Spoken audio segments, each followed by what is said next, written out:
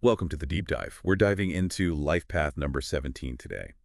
A number that's got you intrigued, and for good reason. We've got a ton to uncover, from the common, interpretations to some of the less obvious sides of this pretty fascinating number. Yeah, and life path numbers, they come from your birth date, right? And they're a big deal in numerology. They can point to personality traits, potential, even roadblocks you might hit. Totally. And we're not talking predicting the future or anything. It's more about understanding your natural tendencies and using that, for self-discovery and stuff.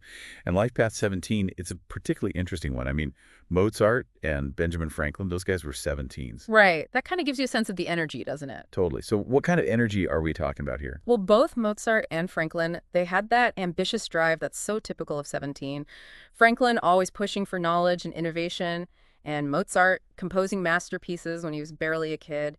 It really speaks to a strong mix of ambition, vision, and that analytical kind of thinking. So not just ambition, but like a real drive to, make their mark. Absolutely. But gotta remember, every strength has its shadow, right? The sources point out potential traps for 17s, things like egotism and possessiveness. Right, right. It's almost like their ambition, if they're not careful, could lead to like needing to be the center of attention or maybe having a hard time sharing the spotlight.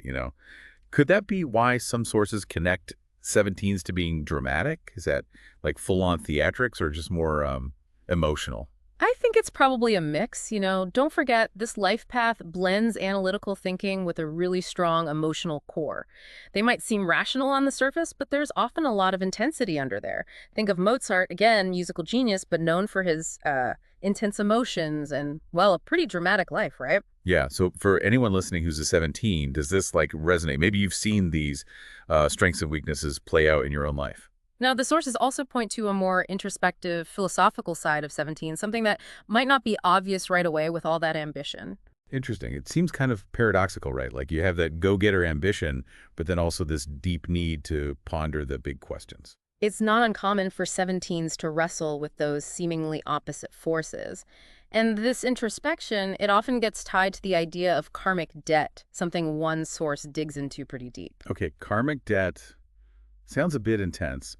What does that even mean for someone, like, practically speaking? Is it like a cosmic punishment or something?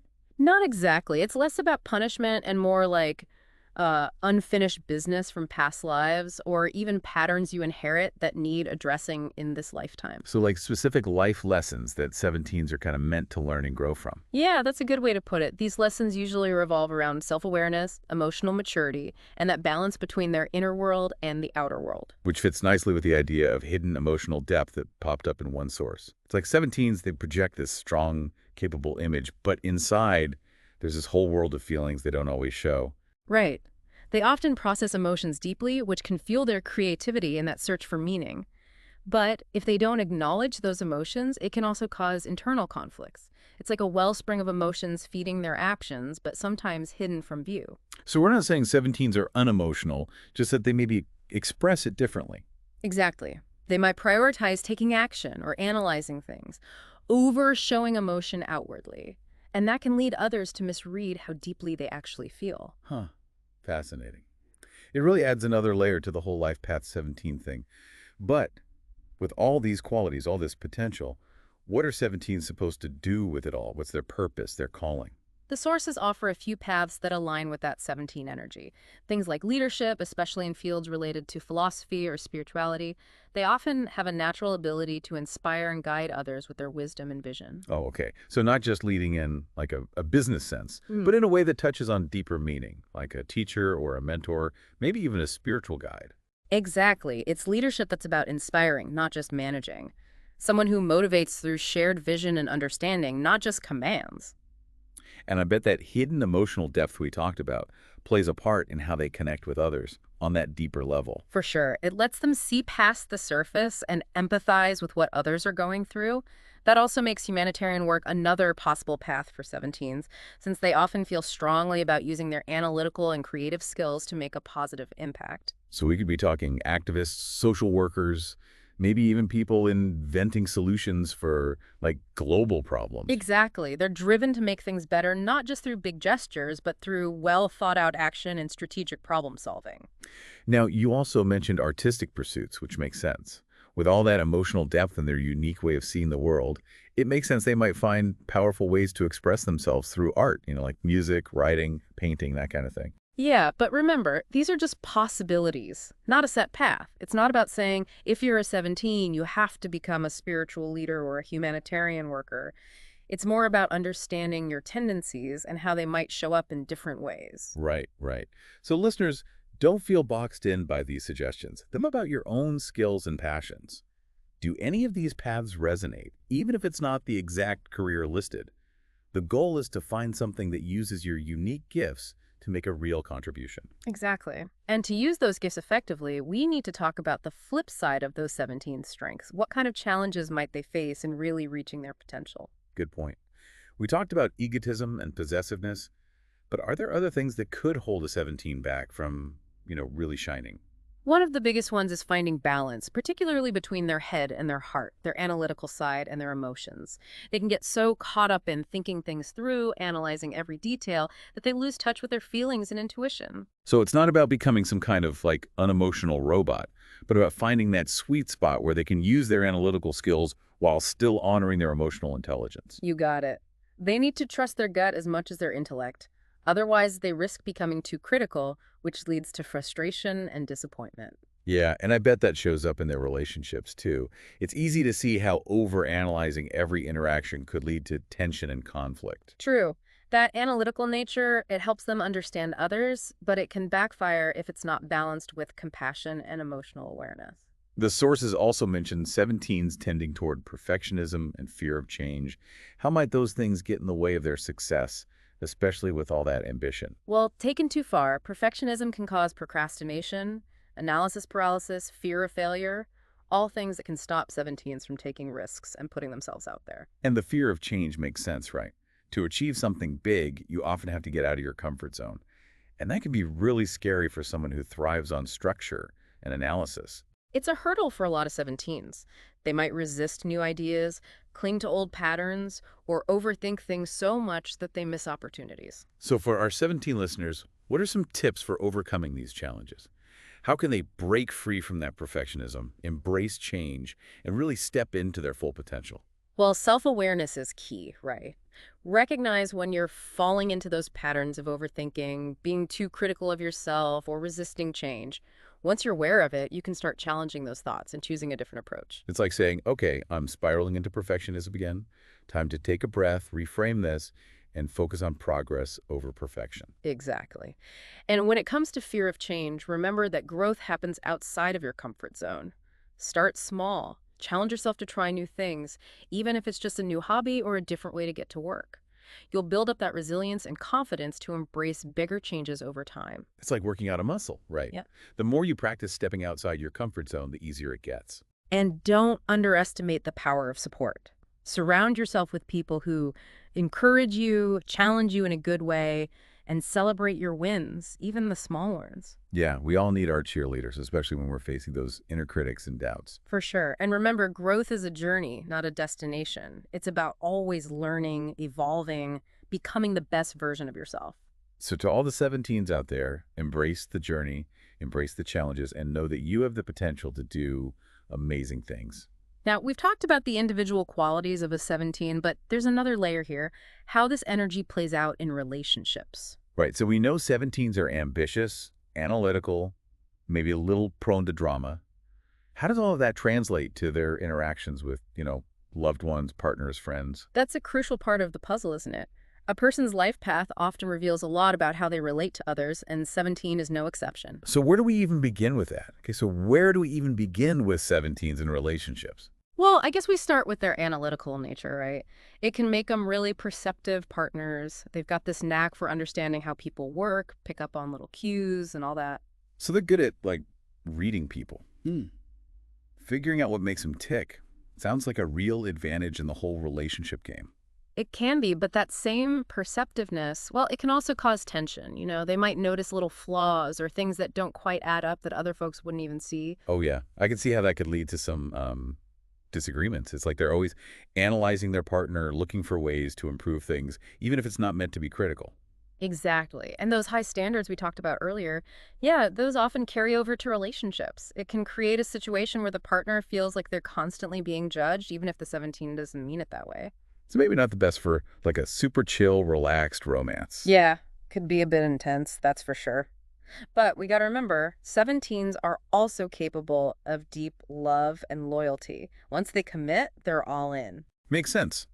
They're not the type to jump from one relationship to the next, right? When they choose someone, it's a carefully thought out decision. Absolutely. And once they make that commitment, they're fiercely protective of their loved ones. They'll go to great lengths to support and defend their partner, family, close friends, the whole deal. So maybe they're not the most um, outwardly affectionate type, but their love is deep and it shows up in how they act, not just grand gestures. Totally. And this goes back to that whole hidden emotional depth thing. They might not wear their heart on their sleeve, so to speak, but their feelings are definitely real and strong. This is giving me a whole new perspective on the 17s in my all the life. It's a good reminder not to mistake their analytical side for being uncaring or distant. Yeah, that's a common misunderstanding. Being analytical is just part of who they are, but it doesn't mean they're not capable of deep connections. So for anyone listening who's dating a 17, remember that their need to analyze isn't personal. It's just how they approach, well, everything, including relationships. And if you can learn to appreciate how they express love, well, you'll probably find that they're super loyal, supportive, committed partners. They just do it their own way. Okay, so we've covered a lot. We talked about the core traits of 17s, the things they need to watch out for, their purpose, even how their energy affects their relationships. What would you say is the biggest takeaway for our listeners so far? I think the main thing is that Life Path 17 is a really powerful, complex energy. It comes with a huge capacity for success and leadership, but also brings challenges that take work to overcome. It's almost like they've been given this amazing toolbox, but they need to learn how to use those tools the right way, responsibly, and all. That's a great way to put it. And mastering those tools takes self-awareness, a willingness to grow, and that dedication to finding balance in all parts of life. And for those who aren't 17s, understanding this life path can help them understand the people in their lives better too. Like, you might have a friend or family member who shows these traits. And knowing their strengths and weaknesses can make those relationships easier. Yeah, it's all about appreciating what makes them unique. The world needs the vision, the drive, the analytical skills that 17s bring. They're often the ones tackling tough problems, inspiring change, and leading the way towards a better future. They can't do it alone, right? Yeah. They need support, understanding, and love from the people around them to really thrive. Totally. They're at their best when they're around people who get them, who appreciate how they see the world. So, to all the 17s out there, keep shining, keep pushing boundaries, but don't forget to take care of yourselves and those relationships. The world needs your brilliance, but it needs you to be whole and balanced too. Well said. And to everyone else, appreciate those 17s in your life. Support them, challenge them, and help them be the best they can be. Together, we can create a world where everyone's unique gifts are celebrated and used to make things better. Now, before we wrap up our deep dive into Life Path 17, I want to leave you with a thought. We've talked about those famous 17s like Mozart and Benjamin Franklin, but what about the everyday 17s, the ones we might not even know about? Ooh, good point. We tend to focus on the big names, but there's so much to learn from those ordinary 17s living their lives and making a difference in their own way. The friends, family, coworkers, even strangers we meet.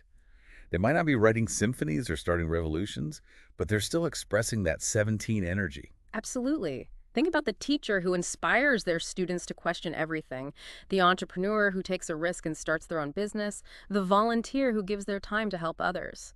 All those things can be expressions of 17 energy. It's a reminder that being great doesn't always mean being loud or flashy. Sometimes it's that quiet, steady effort, or dedicating yourself to something important, or just being there for others. Those things can make a huge difference too. Exactly. Which leads to a question for our listeners. Do you see any 17 energy in the people way you know? And how does understanding this life path change how you see them, or even yourself? Because sometimes the most amazing insights come from recognizing the extraordinary in the ordinary, those unsung heroes who are making a difference in their own way. And who knows, maybe you're a 17 yourself, just waiting to discover your full potential. And if this deep dive has got you curious about numerology, I say keep exploring. It's a fascinating field, a unique way to look at yourself and grow. Think of it as a tool for understanding yourself better, not some rigid set of rules.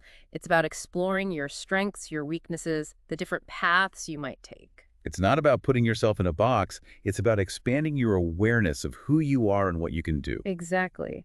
Numerology is just one tool. Use it with other things like introspection, journaling, meditation, whatever works for you, and you create a powerful set of ways to grow and transform. The journey of self-discovery, it never really ends, does it? It's always evolving. There's always something new to learn, something else to explore, something more to understand about ourselves and our place in the world. You got it.